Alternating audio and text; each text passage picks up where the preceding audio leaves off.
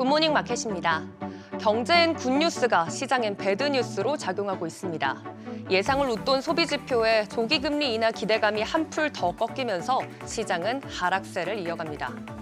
3대 지수는 일제히 하락 마감했습니다. 장중 내내 하락세를 유지하면서 S&P 500은 0.56% 하락, 다우지수도 0.25%, 나스닥도 0.59% 내리는 등 전체적으로 하락세 보였습니다. 시총 상위주들 보시면 지수가 하락하면서 대체로 빨간불 켰는데요. 마이크로소프트 0.20% 하락했고 어제 이어 애플도 0.52% 하락했습니다. 다음 주 실적 발표를 앞둔 엔비디아도 0.58% 하락하면서 AMD를 제외한 반도체주들도 전체적으로 내림세 보였습니다. 6위부터 10위도 보시면 메타는 겨우 막판에 양전에 성공하면서 0.25% 상승했고요. 테슬라는 중국에 이어 독일에서도 모델 Y의 가격을 인하한다는 소식에 2%대 가까이 내렸습니다. 일부 헬스케어 섹터 종목들을 제외하고는 전체적으로 하락세 면치 못했습니다. 주 원인은 바로 기다리던 소매 판매가 예상치를 웃돌았기 때문인데요. 12월 연말 쇼핑 시즌의 영향이 컸는데 12월 미국의 소매 판매는 전월보다 0.6% 늘면서 7,099억 달러를 기록했습니다. 예상치였던 0.4% 증가를 웃돌았고 직전월 수치인 0.3% 증가보다도 2배 큰 상승폭입니다. 전문가들은 소비가 강했던 만큼 미국 경제가 아직 견조하다는 걸 확인한 건 좋지만 오히려 조기 금리 인하 기대를 후퇴시키는 요인이 될 수 있다고 지적했습니다.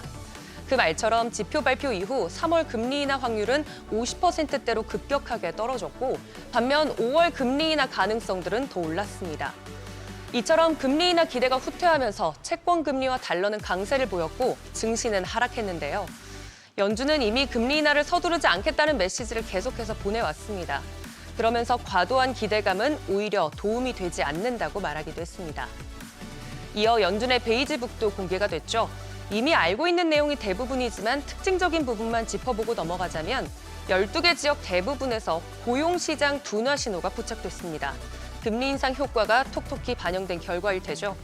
미국 전역에서 제조업 활동은 감소한 것으로 또 보고가 됐습니다.